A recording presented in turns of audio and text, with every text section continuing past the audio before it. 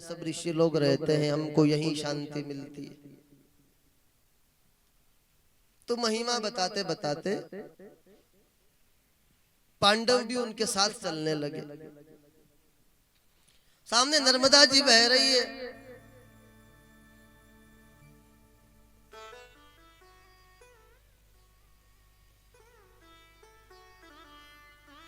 भगवान मार्कंडेय ऋषि बहुत लंबे समय से नर्मदा की महिमा बता रहे थे। नर्मदा की ये महिमा है, नर्मदा की वो महिमा है।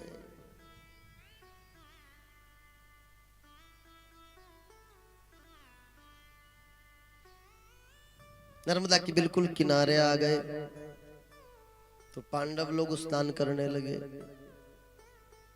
हम लोग भी जब कहीं यात्रा में जाते हैं तो ऐसा ही करते हैं। एक आदमी कपड़े के पास बैठता है और बाकी सब नहा लेते हैं, फिर बाकी सब आके कपड़े बदले जब तक वो नहाने चला जाए। ऐसे ही करते हैं। सारे पांडव भी नहाने चले गए, कपड़े रखे हैं मार्कंडे के पास घाट पे, और सब स्नान करके जब वापस आ गए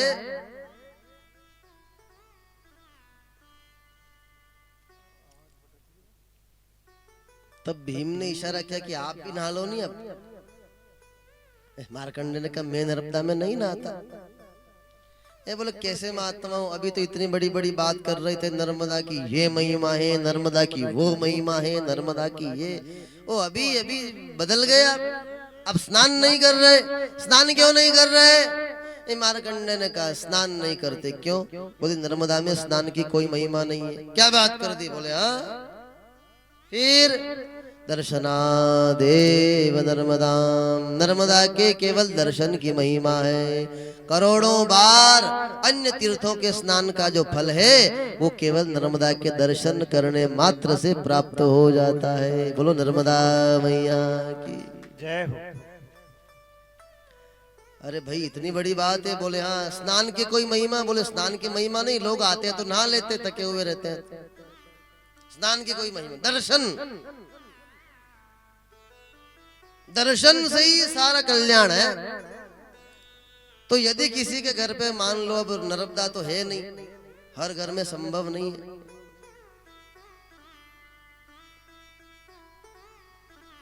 नर्मदा की इच्छा है कि सब पर मेरी कृपा हो, इसलिए कृपा सब पे हो रही है। सरपंच साहब चंबल की लाइन आई क्या? नहीं आई? पानी अभी वही आ रहा है क्या? चंबल का आ रहा है? तो फिर आपके शाहपुरा में भी नर्मदा आ गई, क्योंकि नर्मदा मैया का जो जल है वो सिंहस्थ लिंक योजना के माध्यम से क्षिप्रा जी में डाला जा रहा है, और क्षिप्रा जी आकर के चंबल में मिल रही है। नर्मदा का जल क्षिप्रा में आ रहा है, उज्जैन, और उसके माध्यम से क्षिप्रा चंबल में, और चंबल का जल फिर तेणाल में। तो नर्मदा पाइप पाइप में तेणाल आई गई। और क्या? बोल नर्मदा मैया की जय हो। आ गई।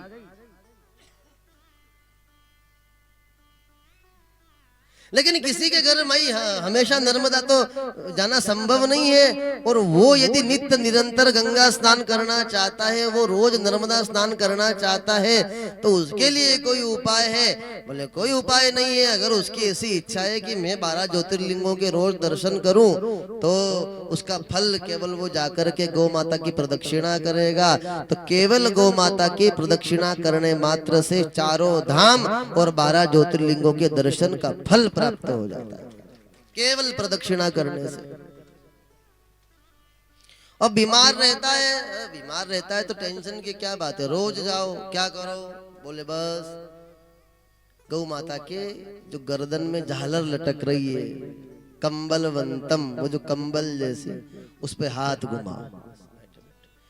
फिर जैसे जैसे हाथ घुमाओगे वैसे वैसे वो मुख ऊपर कर लेगी, बस घुमाते रहो। लेकिन बीपी कंट्रोल नहीं हो रहा है, ब्लड प्रेशर गणो है। बोले कोई दिक्कत नहीं, रोज जाओ, ऊपर कमर पे हाथ घुमाओ। कहाँ? जो उसके वो गर्दन से ऊपर का जो भाग है उस पे बस ऐसा है, सब नॉर्मल। पुराने लोगों के तो कोई कोई बीपी शुगर बोले कहीं नहीं, बस वो ऐसा करते रहते थे और क्या बैठे बैठे, इसलिए उनका सब कंट्रोल में था।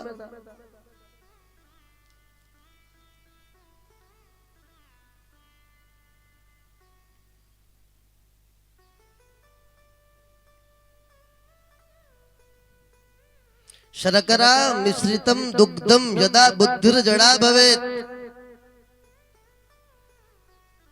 किसी बच्चे की बुद्धि बहुत कमजोर है, पढ़ने में सही पढ़ता नहीं है, बोले कोई दिक्कत नहीं, टेंशन क्यों लो।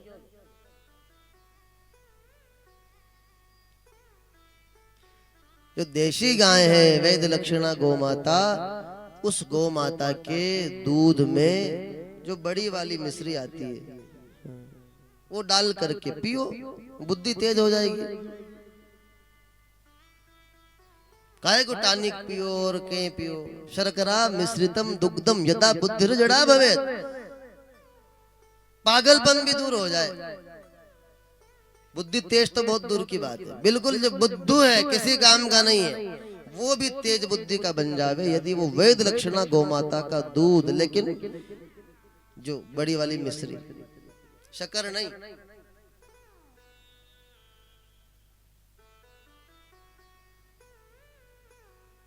कोई भी काम करने के लिए निकल रहे, कैसा ही काम हो, केवल घर से निकलते समय गौ माता का दही 2 चम्मच खा के निकल जाओ, बस बिना बोले निकल जाओ, पीछे पलट के मत देखो। बस घर में गौ माता, उसको प्रणाम करके उसका दही 2 चम्मच खा के सीधे निकल जाओ बिना बोले, हो गया काम। लोक में सभा में राजद द्वार जहां जाओ वहां यश विजय लाभ सब प्राप्त हो जाए। तुम एक बार, हमारे यहाँ जो भी चीजें हैं वो बड़ी महत्वपूर्ण, बड़ी वैज्ञानिक है। मयूर पंख ऐसे ही थोड़ी क्या देवरा में मोर पंख झाड़ो दे दिया, उसकी बड़ी महिमा है। आप जब मयूर पंख लेंगे clockwise anti clockwise, clockwise anti clockwise, जब बार बार घुमाएंगे तो विशेष तरह की मयूर पंख तरंगे उत्पन्न करता है। वो आपके डिप्रेशन को, आपके स्ट्रेस को, आपके तनाव को एकदम नॉर्मल,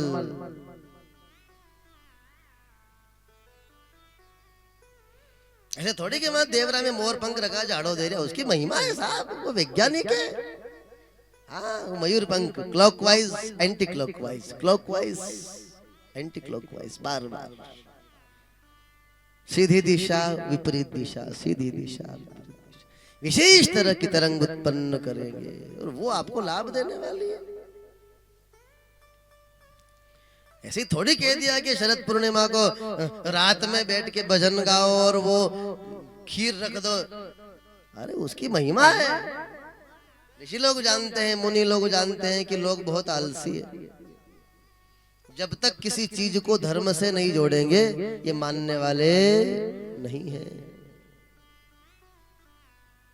अच्छा, सभी बच्चों ने पढ़ा है कि प्रातः काल जब सूर्योदय होता है तो उस समय जाने से विटामिन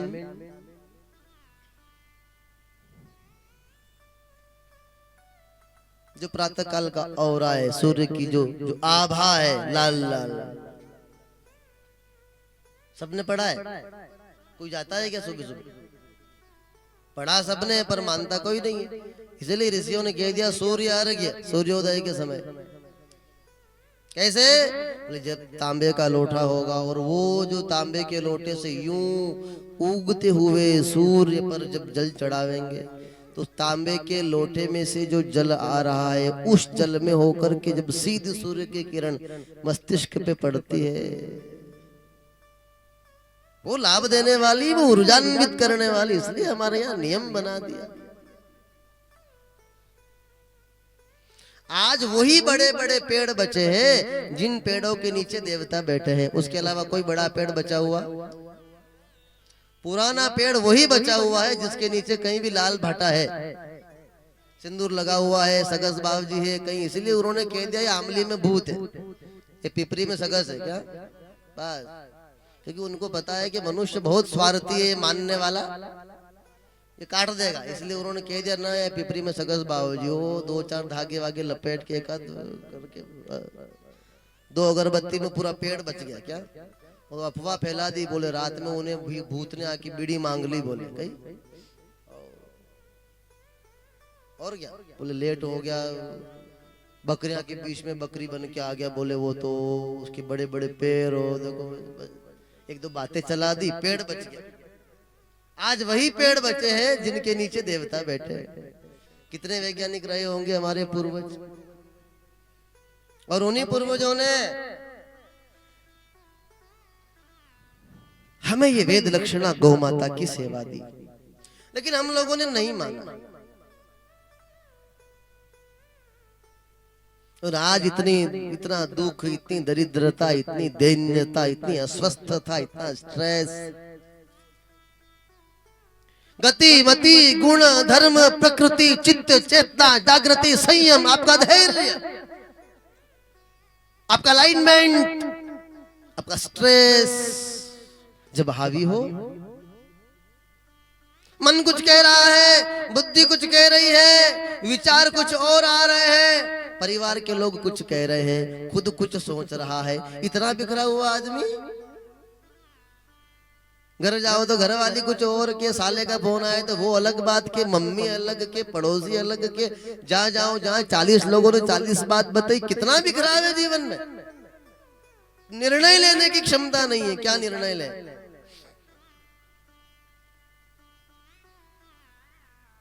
जब भी ऐसा हो कि आप अपसेट हो, आपके भीतर की सेटिंग सही नहीं है, आपके भीतर का सिस्टम गड़बड़ा गया है, तब कुछ करने की आवश्यकता नहीं है। केवल गौशाला में आ जाना और गायों के बीच में थोड़ी देर बैठ जाना, एकदम सब एक लाइन में आ जाएगा।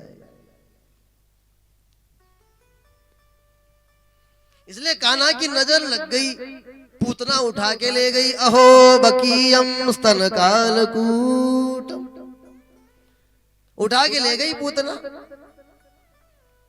और लाला को नजर लग गई। तो लाला की नजर उतारो, तो कैसे उतारो, बोले एकमात्र साधन ऐसा है जिससे नजर उतारने के बाद फिर कभी जीवन में नजर लगने वाली नहीं है।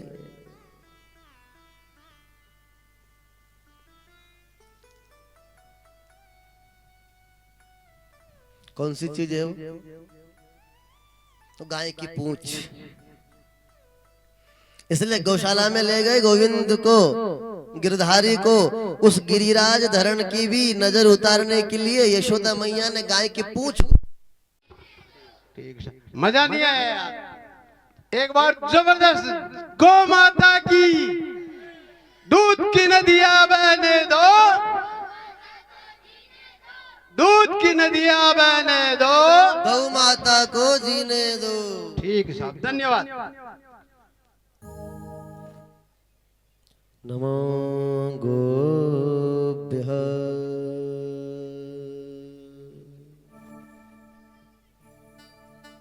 पावन पतित पावनी गौशाला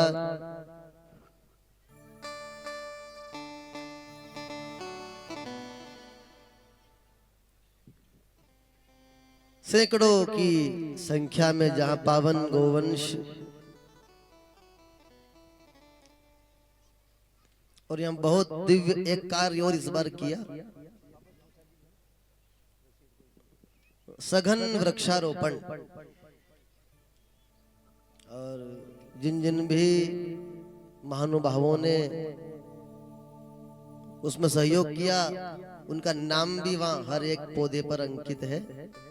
ये अभूतपूर्व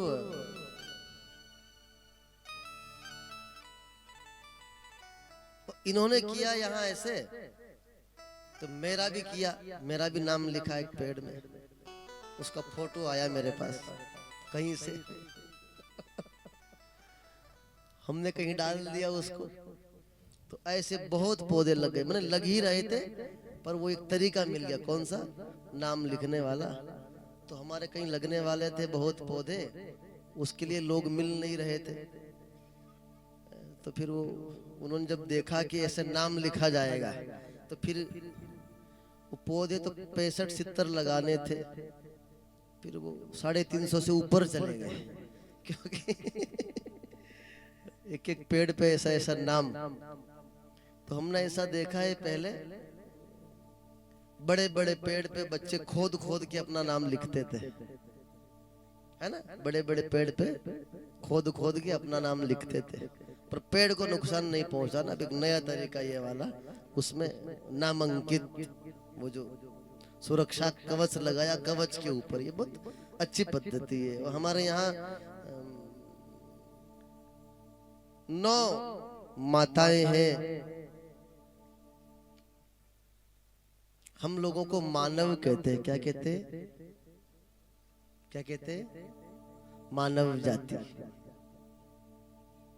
मानव। लेकिन क्या आप सच में मानव हो? मानव शब्द का अर्थ होता है जिसकी 9 माताएं हो। कितनी? मानव। जिसके जीवन में ये 9 माताएं हैं, उन्हीं को मानव कहा जाता है। मानव, उसमें पहली माता है हमारी जगत जननी जन्मदात्री माता।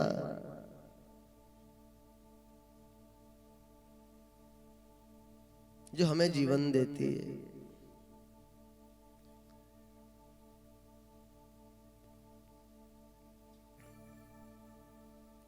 दूसरी माँ है धरती माता, जिस पर हम खेले कूदे बड़े हुए।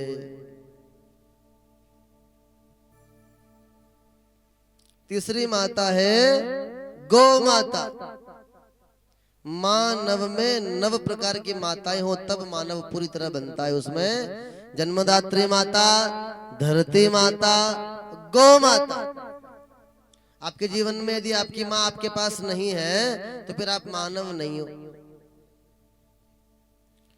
माँ अष्ट हो सकते हो, माँ सप्त हो सकते हो, माँ षट हो सकते हो, माँ पंच हो सकते हो, माँ चतुर्थ हो सकते हो, चतुर हो सकते हो, माँ त्रय हो सकते हो, माँ द्वि हो सकते हो।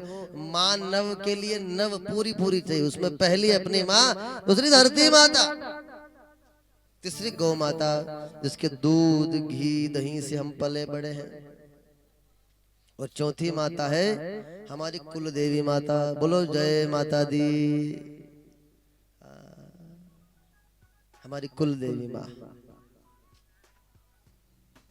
फिर 5वीं माँ है प्रकृति माँ। उस प्रकृति माँ की सेवा ही है वृक्षारोपण। तो बहुत सुंदर यहाँ ये कार्य किया गया, और बस 1-2 साल में वो सारे पेड़ बहुत अच्छे हो जाएंगे, खूब छाया हो जाएगी, खूब छाया, खूब छाया। आइए हम फिर से अपने प्रसंग की ओर लौट रहे हैं।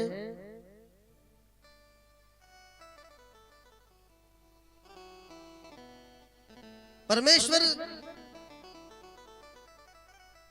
आदि पुरुष परम तत्व, उस पर ब्रह्म से पूछा गया कि तू बार बार पृथ्वी पर जा रहा है, कभी राम बन के, कभी कृष्ण बन के, कभी वाराह बन के, कभी मत्स्य बन के, कभी कूर्म बन के, कभी धन्वंतरी बन के, कभी कुछ बन के, क्यों?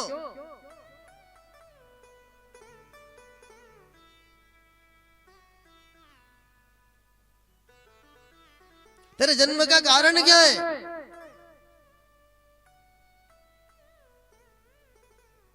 अरे मनुष्य बन के जाना कोई बहुत अच्छी बात है, तो परब्रह्म है, परमेश्वर है।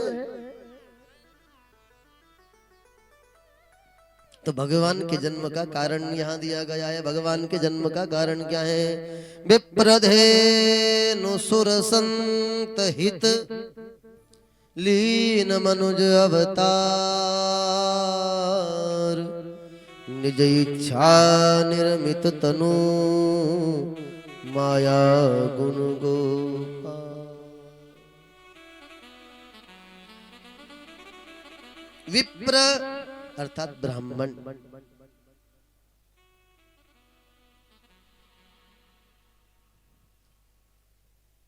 धेनु अर्थात गाय, विप्र धेनु सुर देवता, और संत माने परमेश्वर कह रहे हैं कि मेरे जन्म का भी यदि कोई कारण है जिसके कारण मैं बार बार मनुष्य बन के जाता हूँ, तो वो कारण गौ माता है। विप्रधेनु सुर संत हित लीन मनुज अवतार।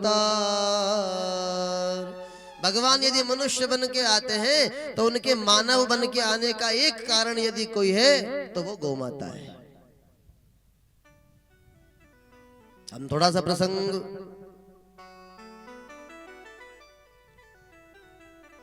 भागवत की प्रारंभ का थोड़ा सा रामायण का लेकर के उस बात को स्पष्ट कर रहे हैं कि पृथ्वी पर अत्याचार बढ़ गया। तो कितना ज्यादा अत्याचार बढ़ गया? बोले बहुत ज्यादा। धर्म सुनिय नहीं काना, बहुविधि त्रासई, देश निकासई, जो कह वेद पुराणा। रावण का इतना अत्याचार बढ़ गया कि वो धर्म का तो नाम ही कान से सुनना नहीं चाहता है। तब पृथ्वी माता गौ माता का रूप बना के गई। अरे पृथ्वी माता नारी बन के सीधी चली जाती भगवान के सामने कि मुझ पे अत्याचार हो रहा है, ये पृथ्वी गौ बन के क्यों गई? बोले पृथ्वी गौ बन के इसीलिए गई कि भगवान सबसे पहले यदि किसी की सुनते हैं तो गौ की सुनते हैं। भगवान की सबसे अधिक करुणा यदि किसी पर है तो गौ के ऊपर है। इसलिए पृथ्वी ने कहा कि अगर हम नारी बन के जाएंगे और जाकर के लाइन में लगेंगे तो न जाने कब हमारी सुनाई होगी। इसलिए पृथ्वी माता ने भगवान के सामने क्या रूप बनाया? गाय का। और पृथ्वी माता गौ रूप धारण करके भगवान के लिए जाकर देवताओं से रोने लगी। मेरे ऊपर बहुत अत्याचार हो रहे हैं, अधर्म बढ़ रहा है, धर्म कम हो रहा है। तो गौ के रूप में गई हुई पावन पृथ्वी माता को देख करके देवताओं ने कहा कि हमारे बस की बात नहीं, हम खुद ही दुखी हैं। ये तो परब्रह्म परमेश्वर ही आपके ऊपर कृपा करुणा कर सकता है, रक्षा कर सकता है।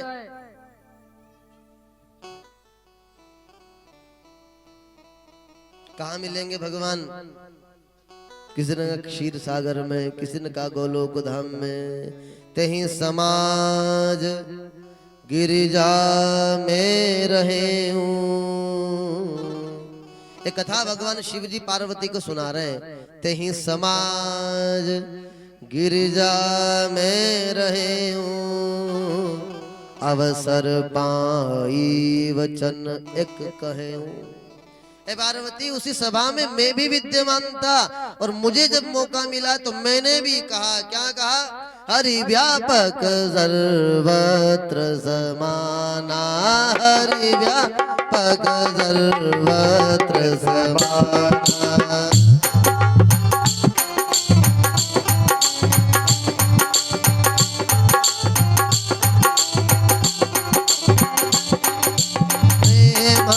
प्रगट होई में जाना,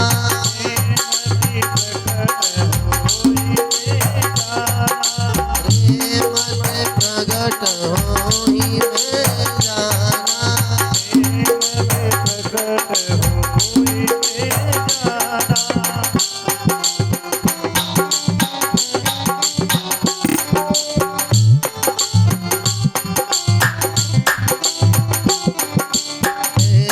काल दिस विधि समाए,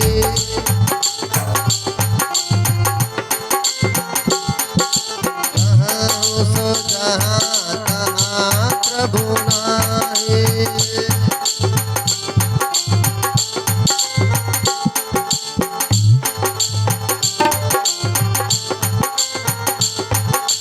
श्री राम जय राम जय जय राम, श्री राम जय राम जय जय राम।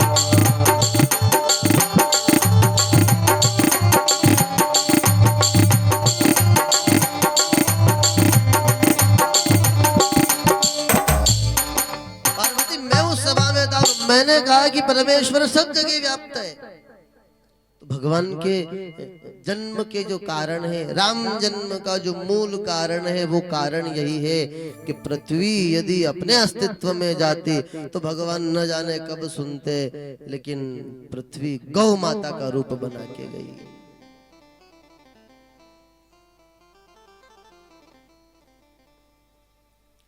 तो हम प्रारंभ के जो प्रसंग थे उसको फिर एक बार दोहरा कर आपको कह रहे हैं कि हमारे यहाँ भगवत दर्शन का जो फल है मंदिर में, वही फल भगवान के शिखर पर चढ़े कलश के दर्शन का फल है।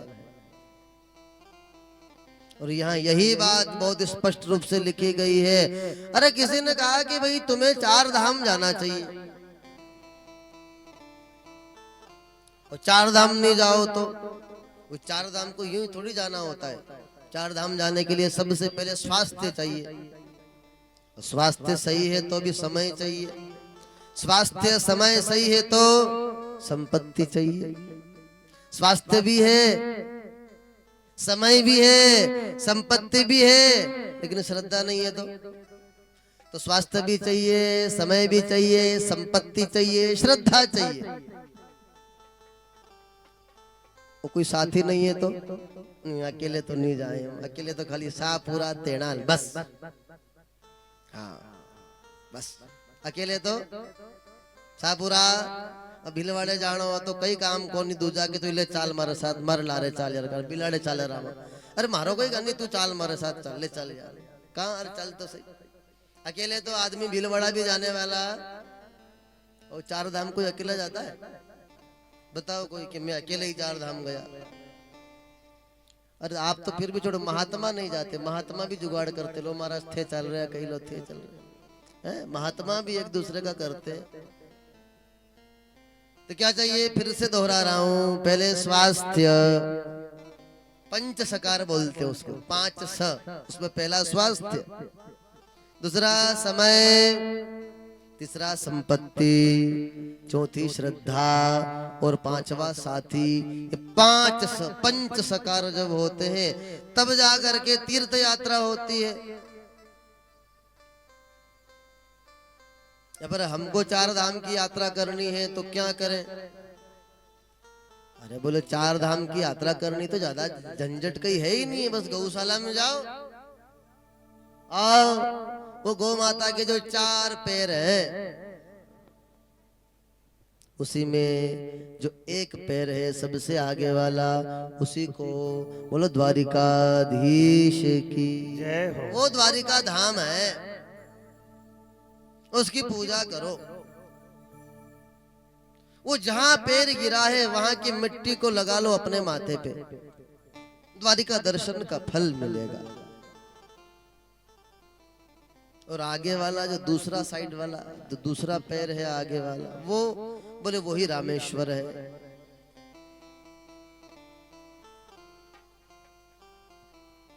रामेश्वर जाना है तो कोई बहुत ज्यादा वो उतनी दूर की बात नहीं, यहाँ जो ये बगल वाला दूसरा लेफ्ट वाला पैर है वो रामेश्वर है बस। वो जहां जहां है ध्यान रखो, गिरा जमीन पे, उस मिट्टी को सर पे लगा लोगे तो रामेश्वर दर्शन का फल प्राप्त होगा। रामेश्वर दर्शन का फल क्या है? रामेश्वर के दर्शन करके जल चढ़ाने का, गंगा जल चढ़ाने का फल क्या है? जो गंगा जल आन चढ़िए सो सायुज्य मुक्ति नर पाइए। जो गंगा जल गंगोत्री से लाएगा और वो जल रामेश्वर भगवान को चढ़ाएगा, उसे सायुज्य मुक्ति की प्राप्ति होती है। तो यहाँ जो लेफ्ट वाला पैर है गौ माता का, कौन सी गौ माता? वेद लक्षणा गौ माता। सारी गायें नहीं, वेद लक्षणा। और वेद लक्षणा का क्या लक्षण कहा है? गल कंबल वंतम, जो गले में झालर लटक रही है, कंबल, जिसके यहाँ पर, यहाँ क्या बोलते उसको? हाँ वही दोनों होना बहुत जरूरी है। अब उसके दर्शन कर लिए और उसकी मिट्टी को सर पे लगा लिया तो रामेश्वरम का दर्शन। और पीछे वाले जो दो पैर हैं उसमें जो सीधा वाला पैर है उसी को बद्रीनाथ कहते हैं। बोलो बद्रीनाथ भगवान की जय। इसलिए उस पैर की जो धूल है उसको यदि कोई अपने सर पे लगा लेवे तो उसे बद्रीनाथ के दर्शन का फल प्राप्त हो। और पीछे वाला जो लेफ्ट का पैर है उसी का नाम जगन्नाथ है। बोलो जगन्नाथ भगवान की वही जगदीशपुरी है। तो इन चारों के रोज दर्शन करो। ऐसा संभव ही नहीं हुआ कि एक व्यक्ति ने एक ही दिन में 4 धाम के दर्शन कर लिए हो, लेकिन वो असंभव कार्य भी संभव है। कहाँ? हमारी गौशाला में। हाँ, हिंग लगे न फिटकरी और रंग चोखा आ जाए। न कोई बस वाले को पैसे देना, न कोई पहाड़ में उल्टी होए, न कोई बद्रीनाथ के पहाड़ है, न कोई जगन्नाथपुरी जाओ, न कुछ नहीं करना। तो बोले सीधा गौशाला में, लेकिन श्रद्धा से, भीतर की श्रद्धा से और अंदर वाली श्रद्धा से आप जब आओगे और आकर के इन चारों चरणों का दर्शन करोगे तो इनके दर्शन करने से ही तुम्हें 4 धाम के दर्शन का फल प्राप्त हो जाएगा। बोलो गौ माता की।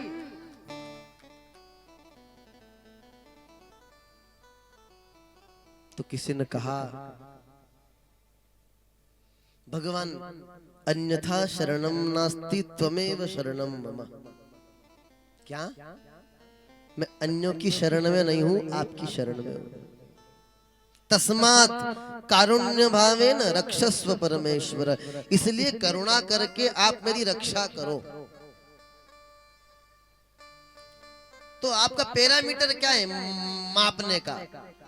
ये भक्त है कि नहीं है, ये नापने का पैरामीटर क्या है?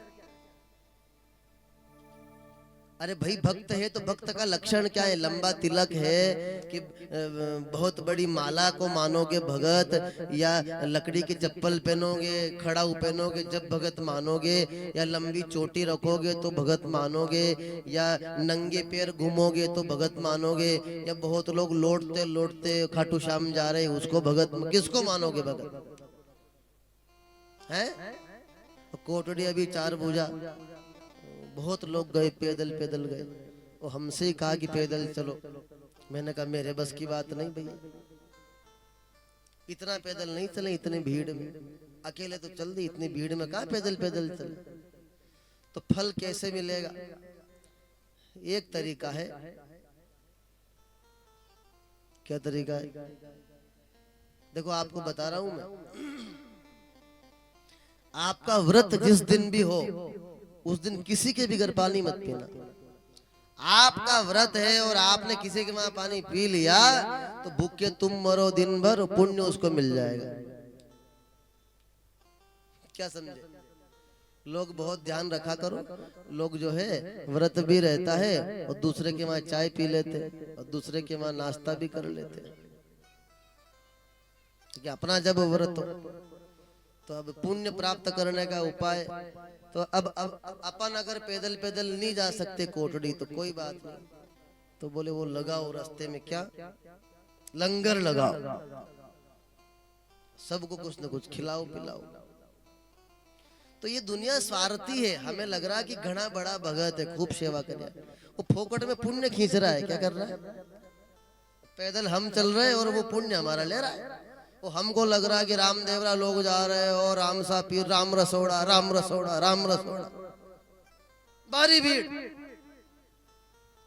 तो हमारे उधर देवास से ज्यादा लोग आते हैं, बहुत ज्यादा। रामदेव में करकटे जा रामदेव जाके आ गए। फिर मैंने पूछा, मैं कटे क्या रे भाई? रामदेव राम कहीं देखे उठे। अरे स्वामी जी गड़ी भीड़। अरे पर मैं क्यों रामदेव राम कहीं देखे? अरे पूछो ही मत। अच्छा हर गांव राम रसोड़ा चल रहा कि पूछो ही मत। भले गुलाब जामुन खाओ तो उपलब्ध है, भले आप मक्की की रोटी उड़द की दाल खाओ तो उठे मिल जावे, रसगुल्ला रसमलाई जलेबी पकौड़ी आलू बड़ा त्रा राम रसोड़ा। अरे पर मैं क्यों उठे रामदेव राम कहीं देखे हो रहे थे? अरे अशी भीड़ बढ़ रही की पूछो ही। अरे मैं क्यों रामदेव राम कहीं देखे हो जो बता मैंने। अरे बोले स्वामी जी कहीं बताऊं आपने, रास्ता में लोग अपना पग गूंद रहा। अरे वो तो सब है, पर वहाँ रामदेव राम कहीं देखियो जो बता रहे भाया। अरे बोले अशी भीड़ पड़ रही, पूछो ही मत। तो भीड़ देखवा क्यों कोई उठे कि नहीं। मंदिर में भी गया, बचे 8 घंटा में वहां को नंबर आयो। कहीं देखियो उठे 8 घंटा में। बोले इधर 8 घंटे में नंबर आया, और जैसे ही वहां मंदिर में गए और जट से भगवान हमको देखे, उससे पहले हम आंख बंद कर ली। और आंख बंद करी तो एक झटका दिया पीछे वाले ने, पुलिस वाले ने हाथ पकड़ के बाहर निकाल दिया। भगवान देखे? बोले भगवान तो न देखे। कहीं देखियो रे भाया? भगवान तो पूछे बाने यार तस्वीर हम देखे कसा भगवान भीतर। बोले अशानी हो, बद्रीनाथ गया तो कहीं हो। बोले बस 8 घंटे में नंबर आया, और भगवान के सामने जाते ही आंख बंद करने की जगह नहीं है, वो तो आके फाड़ फाड़ के देखने की जगह है। लेकिन लोग मंदिर में जाके भगवान के सामने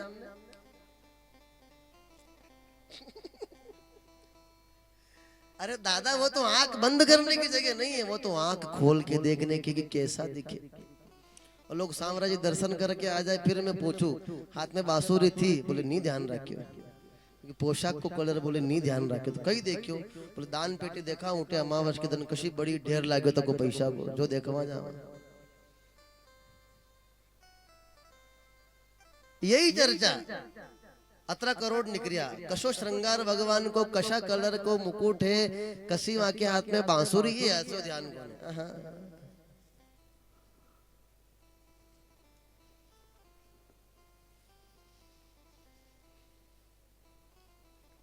तो आपको मैं सीधी बात बता रहा हूं,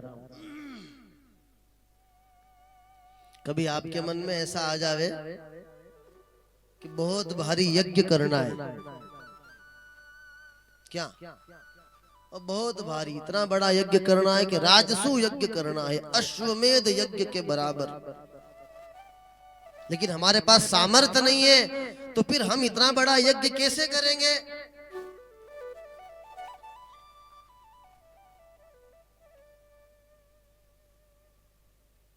बोले टेंशन मत लो। कभी आपके मन में आ जावे कि यज्ञ करना है, तो उसका नाम बदल दो। उसका नाम है गोपुष्टि महायज्ञ। क्या है? गोपुष्टि महायज्ञ। उसमें क्या करना है? अरे उसमें ऐसा है कि 4 भुजानाथ को पटाना है तो 56 भोग बनाने पड़ेंगे। क्या? हाँ, श्रीनाथ जी को कभी मनाना है तो 56 भोग लगाने पड़े। लेकिन श्रीनाथ जी को मनाने का सस्ता तरीका, बोले सस्ता तरीका यही है, गो पुष्टि महायज्ञ। उसमें क्या करना है? कुछ नहीं करना है, हरा चारा लाओ और लाकर के गौ माताओं को डाल दो, हो गया आपका अश्वमेध यज्ञ। उतना ही फल मिलेगा, गौ संतुष्ट हो जावे बस। एक बार गौ माता वेद लक्षणा संतुष्ट हो गई तो आपने सृष्टि के चराचर के कण कण में व्याप्त परमेश्वर को संतुष्ट कर दिया, ये मानो। इसलिए जब भी जन्मदिन हो तो भले ही लोगों को दाल बाटी बना के खिलाओ, चाहे मत खिलाओ, लेकिन जब भी जन्मदिन बच्चों का आवे तो 1 ट्राली हरा घास ला करके गौशाला में डाल दो।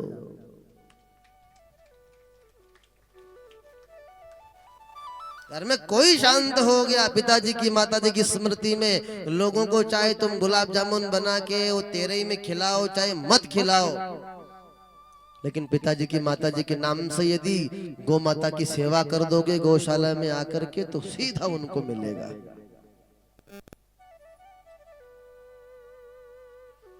इसलिए हमारे यहाँ प्रारंभ में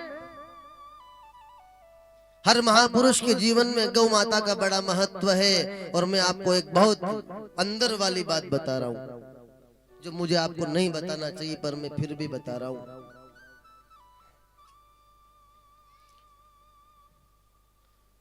इस दुनिया में कोई गरीब साधु देखा आपने? है?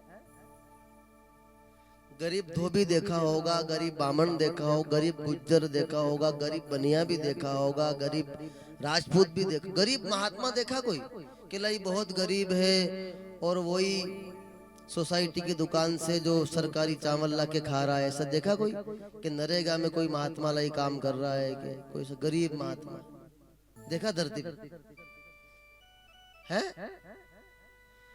अरे गरीब मिल जाएंगे तुमको सब लोग, कोई महात्मा गरीब देखा क्या आज तक? नहीं देखा कि लाई घना गरीब महात्मा है तो या ना कि कई कोने बिल्कुल है? वो सरकारी कंट्रोल के जो सोसाइटी वाले चावल मिल रहे वो ला रहे, बीपीएल कार्ड किसी महात्मा का देखा आपने? गरीब रेखा का कूपन देखा किसी? तो क्यों ये सब संपन्न क्यों है? क्या कमी इनके, क्या इनकम क्या है इन महात्माओं की? कोई नौकरी है इनकी कि कोई सरकार दे रही है? लोग तो 10 रुपए ही देते हैं, क्या देते हैं? अतरो ही रेट है बस, न दे ज्यादा। आप सोच रहे हो कि लोग दे न दे, 10 ही रुपया दे बस, रेट 10 को ही है। वो कदे कदे कदी ऐसो कोई फंस गयो तो 50 दे दे बस, वहां ऊपर कोने। और आप देखो अपने तो एक गाय रखो घर में तो परेशानी, इनके इतनी बड़ी बड़ी गौशालाएं कैसे चल रही, अपने एक बच्चा फीस भरो तो हालत खराब, इनके इतने बड़े बड़े संस्कृत विद्यालय चल रहे हैं। छोटा सा पटिया पे 2 तस्वीर साम्राज्य की जी की अगरबत्ती टेमू टेम न लगा सक रहे आप, यहाँ के हर आश्रम में बड़ा बड़ा मंदिर जाके टेमू टेम सेवा हो रही।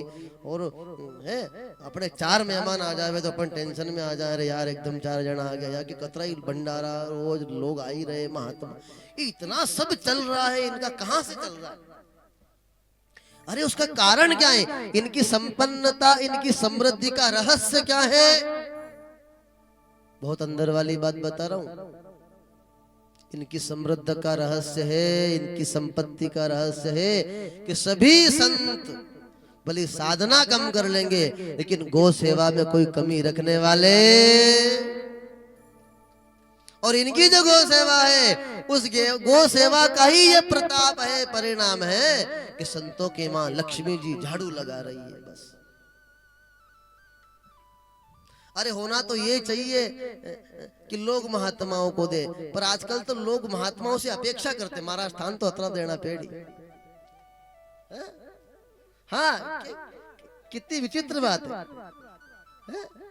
लोग यूं कहते हैं नहीं महाराज ठाकना को तो अतरा लेवा, अरे खरे भाई तू महाराज ने को ले रहे, लेकिन ये विश्वास है इनके पास है क्या है? हाँ अंदर से ये एक बात है, यहाँ के न के तो है मोकरा ही कटुआ आया, कहां से आया, किसने दिए न, पर ये अंदर से विश्वास है इनके पास है। क्यों है इनके पास? इसलिए है कि इनके ऊपर गौ माता की कृपा है। ये संत लोग चाहे साधना कम कर ले लेकिन गौ सेवा खूब करते हैं, और उस वेद दक्षिणा गौ माता की सेवा का ही ये परिणाम है कि इन संतों के देखो चारों तरफ ठाट है, खूब जलवा। इसलिए मैं आपको बहुत सीधी एक बात बता रहा हूं, अपने जीवन में नव माताओं को स्थान दो, तभी आप मानव बनोगे। उसी में पहली हमारी जगत जननी जन्मदात्री माँ, दूसरी हमारी पृथ्वी माँ, और तीसरी गौ माँ, चौथी हमारी कुल देवी, हमारी प्रकृति पांचवी, और छठवीं है आंगन में खड़ी हुई तुलसी। वो आद्य शक्ति है, वो पराम्बा है। तो शंखचूड़ नाम का दैत्य मर नहीं रहा है, महानिशाचर है। क्यों नहीं मर रहा? बोले इसकी पत्नी पतिव्रता है, जब तक इसकी पत्नी का पतिव्रत धर्म नहीं टूटेगा ये मरने वाला नहीं है। तो शिवजी युद्ध कर रहे शंखचूड़ से, लेकिन शिवजी भी शंखचूड़ को नहीं मार पा रहे क्योंकि उसकी पत्नी पतिव्रता है। तब भगवान नारायण ने क्या किया? भगवान नारायण नकली शंखचूड़ बनकर के उसके घर पहुंच गए, राजधानी। उसकी राजधानी में जब चले गए तो शंखचूड़ की पत्नी वृंदा ने देखा कि मेरे पति आए हैं, तो पति का अभिवादन करने के लिए गई, द्वार पे तिलक किया। पतिदेव तो युद्ध कर रहे थे, जीत के आ गए। बोले हाँ। और जैसे ही प्रणाम किया तो वृंदा के सर पे नकली शंखचूड़ बने भगवान विष्णु ने हाथ रख दिया। हाथ रख दिया तो उसकी माला टूट गई गले की माला टूट के गिर गई। इधर वृंदा के गले से माला टूट कर गिरी, उधर युद्ध में भगवान शिव ने शंखचूड़ का वध कर दिया। लेकिन वृंदा समझ गई, यदि मेरी माला टूट गई मतलब मेरा पति नहीं रहा, तो ये कौन है जो मेरे सामने खड़ा है मेरे पति के रूप में? कौन हो तुम? सामने आ जाओ, वरना हम तुम्हें श्राप दे देंगे।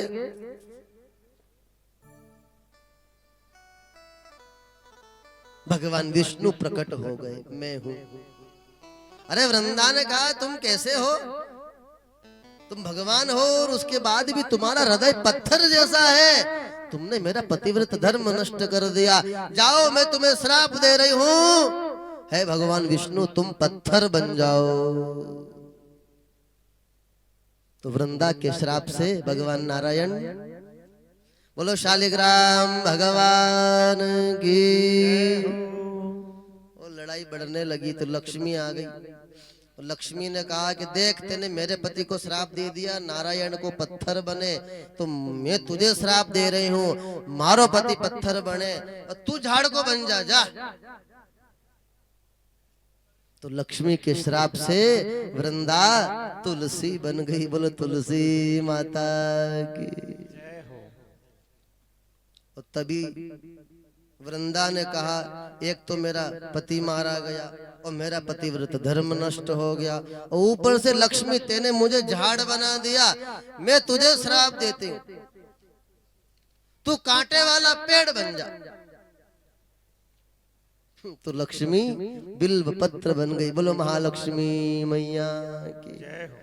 पार्वती आ गई, तेने क्यों लक्ष्मी को श्राप दिया?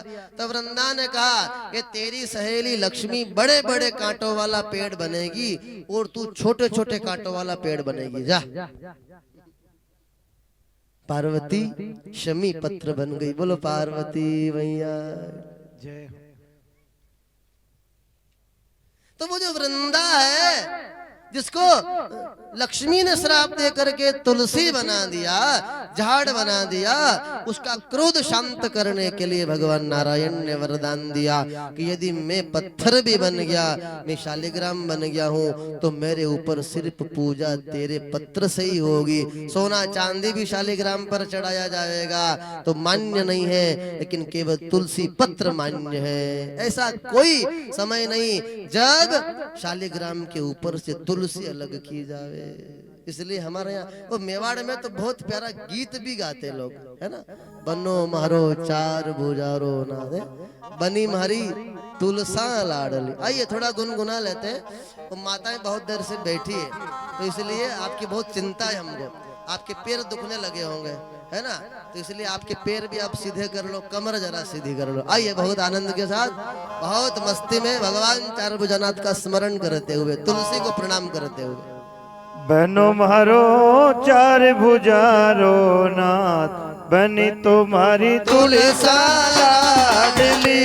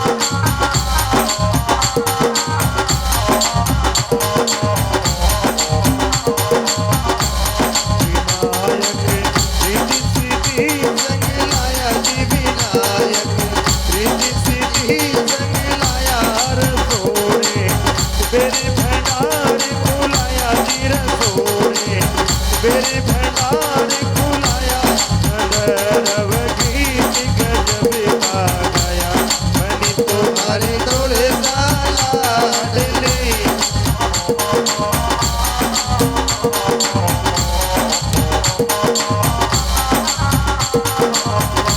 तुम्हारी थोड़े लाडली जी बनी तुम्हारी थोड़े लाडली ओ बनो मारो चार पूजा रोना बनी तुम्हारी थोड़े लाडली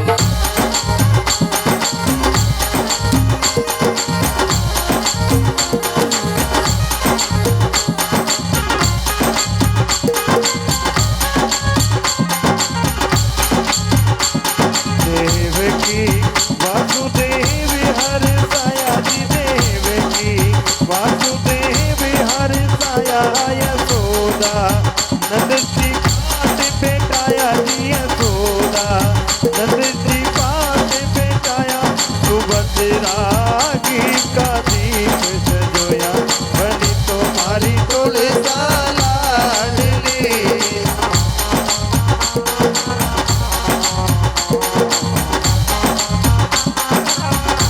ओ बनो मारो चार पूजा रोना बनी तुम्हारी थोड़े लाडली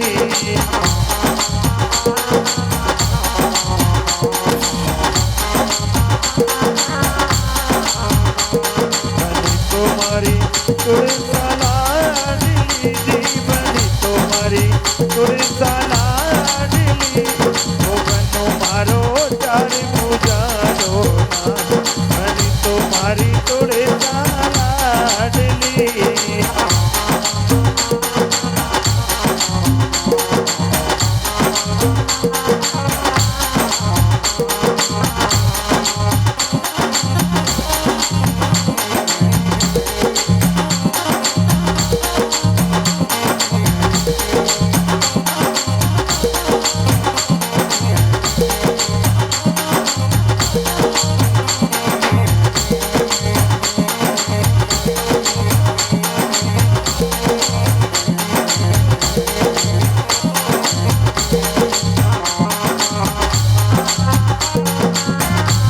बराती शिव ब्रह्मा मने भाया जी बराती शिव ब्रह्मा मने भाया गरुड़ी चढ़े लक्ष्मीपति भी आया जी गरुड़ी चढ़े लक्ष्मीपति भी आया तेरा वक्त इंद्र चढ़े करे आया बनी तुम्हारी थोड़े लाडली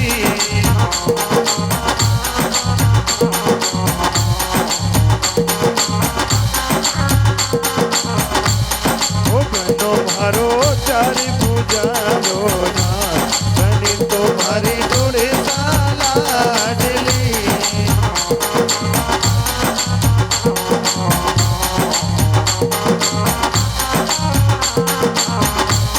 बिहारी गुरु रघुवीर संग आया जी बिहारी गुरु रघुवीर संग आया देवन मन का फूल बिछाया जी देवन मन का फूल बिछाया ओ भगता मिल कर भगवन सजाया बनी तुम्हारी थोड़े लाडली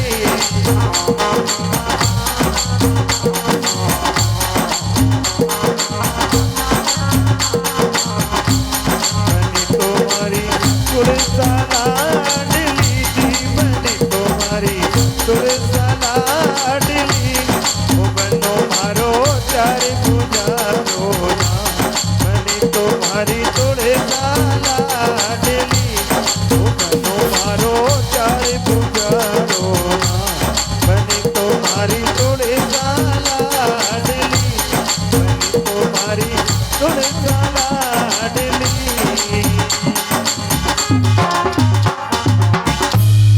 तुलसा मैया की जय हो। तो ऐसी भगवती जो मानव के जीवन में एक माँ है, माँ तुलसा। मनुष्य जीवन में सारी चीजें सुलभ है, सुख बहुत दुर्लभ नहीं है।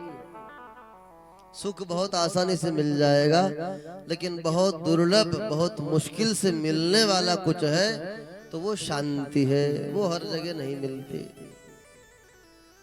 तो शांति बोले कहीं कहीं गिने चुने जगह मिलती है, कम जगह मिलती है। और उन्हीं शांति प्रद स्थानों में से एक स्थान है हमारा शिव शक्ति गौशाला। ये केवल शिव जी की नहीं है, ये शिव और शक्ति दोनों की है, शिव शक्ति। यहाँ भगवती की भी बहुत कृपा है और भगवान महादेव की भी बहुत कृपा है। तो ये पावन संस्थान जिसके उत्थान के लिए, जिसके पुनरुद्धार के लिए, जिसके नव निर्माण विकास कार्यों के लिए यह दिव्य उत्सव रखा गया, पावन गो करुणा महोत्सव 5 दिवसीय, जिसमें आज का दिन तो सब माताएं सुबह सुबह आके गई, बेचारी बहुत चल के आई 3 किलोमीटर से पैदल पैदल। तो हमको बहुत दया आई, हमने कहा हम गाड़ी में बैठे, पैदल चलते तो ठीक रहता, पर क्या ठीक रहता है, गर्मी अतरी पड़ रही, इनका ही ठीक रहे। असो तप्पे वो टाइम पे पूछो ही मत। अरे बाप रे, वो हमको बिठा दिया खुली गाड़ी में, कहीं गर्मी लगे वो में हो राम राम। तो हमारे हाथ में ठाकुर जी, हम ना तो पसीना पहुंचने के न कुछ, मन मार के हमने कहा बैठे रहो भैया, चल रहे चल रहे। डीजे वाले को हमने पटाया, हमने कहा तू रोकना ही मत, चलता ही रहे। क्यों? मैंने कहा तू रोकेगा, गर्मी कितनी पड़ रही, ठाकुर जी मारे हाथ में, न तो हम इधर उधर हाथ लगाने की, गिर जावेला छोटे भगवान, तो चलने ही दे। बंद क्या करो, फिर सब माताएं थक गई तो चली भी गई वापस आ गई।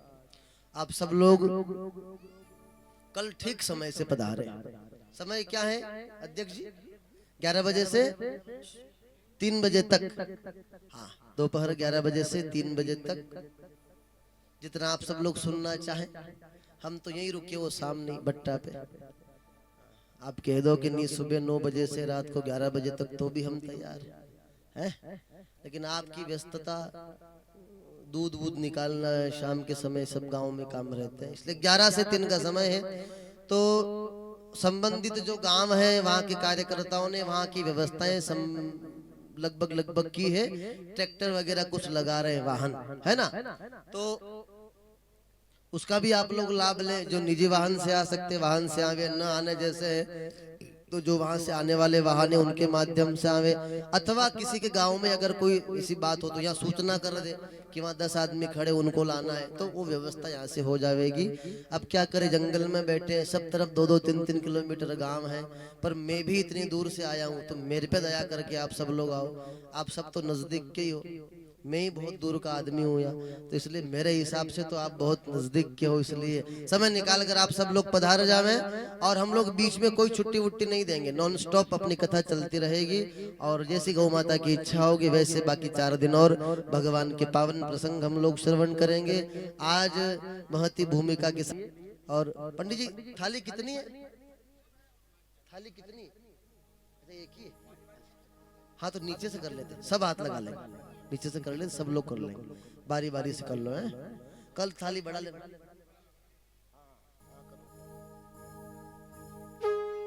पावन गौ माता की आरती हो रही है, मौसम भी बहुत सुहावना। पधारी मुदड़ा जी।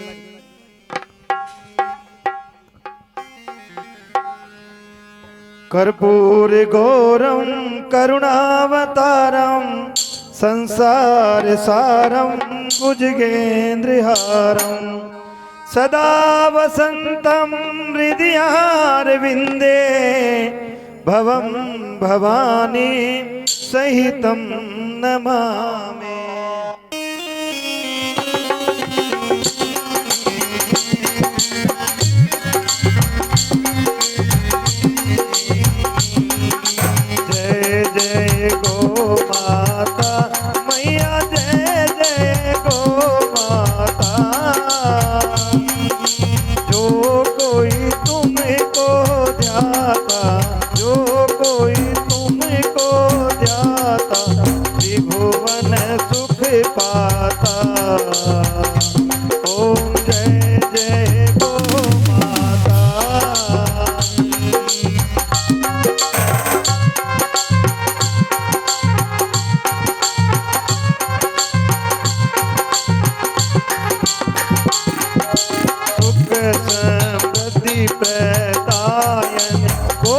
की कृपा मिले, मैया को की कृपा मिले। जो करे गौ की सेवा, जो करे गौ की सेवा, पल में विपत्ति टले। ओम जय गौ माता रे।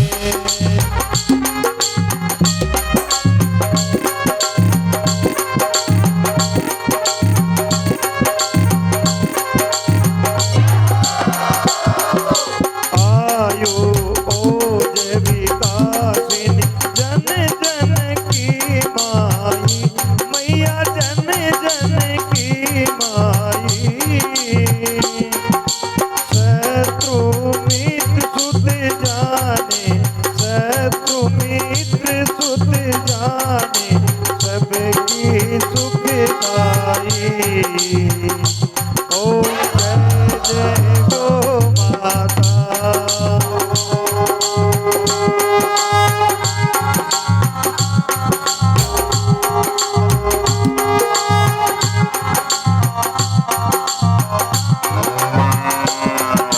सुर सौभाग्य विधायिनी, अमृत दूध दियो, मैया अमृत दूध दियो।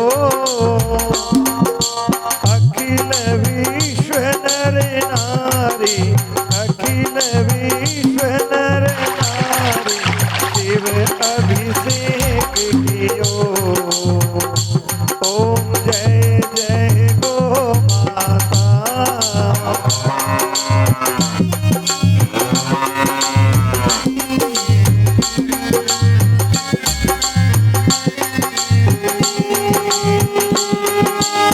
ममतामयी मन भाविनी, तुम ही जग माता हो मैया, तुम ही जग माता। जग की पालनहारी, जग की पालनहारी, कामधेनु माता। ओम जय जय गो माता।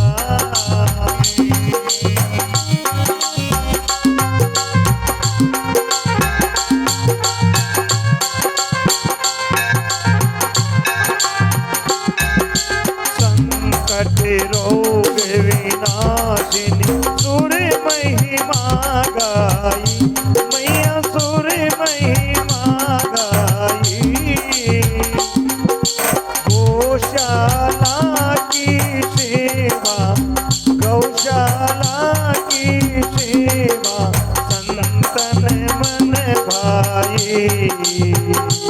ओम जय जय गो माता।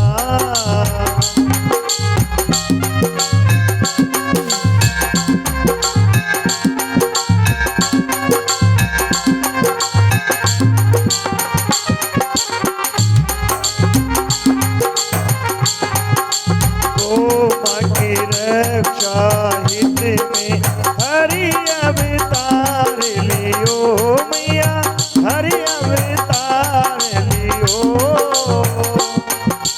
गोपालक गोपाला, गौपालक गोपाला, शुभ संदेश दियो। ओम जय जय गो माता।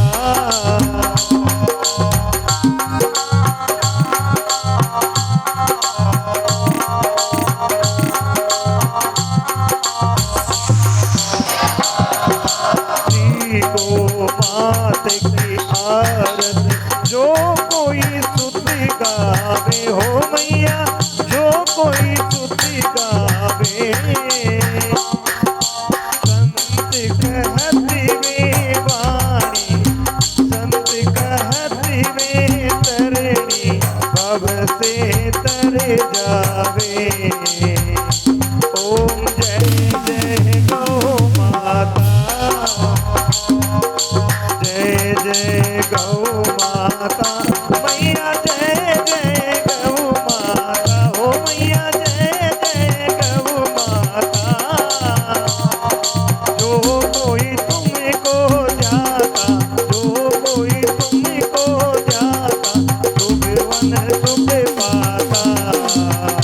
ओम जय जय गौ माता, ओम जय जय गौ माता। कर्पूर गौरम करुणावतारम संसार सारम भुजगेन्द्रहारम सदा वसंतम हृदयारे विन्दे भवं भवानी सहितं नमामि। त्वमेव माता च पिता त्वमेव, त्वमेव बन्धु च सखा त्वमेव, त्वमेव विद्या द्रविणं त्वमेव, त्वमेव सर्वं मम देव देव, त्वमेव सर्वं मम देव देव, त्वमेव सर्वं मम देव देव। बोलो गौ मात की, बोलो व्यासी महाराज की जय। हरि ओम जगनेन जगन्मयजन्त देवास्तानि धर्माणि प्रथमान्यासन्न देहनागं महिमानः सजन्त यत्र पूर्वे साध्याः सन्ति देवाः। ॐ एकदन्ताय विद्महे वक्रतुण्डाय धीमहि तन्नो दन्ति प्रचोदयात्। ॐ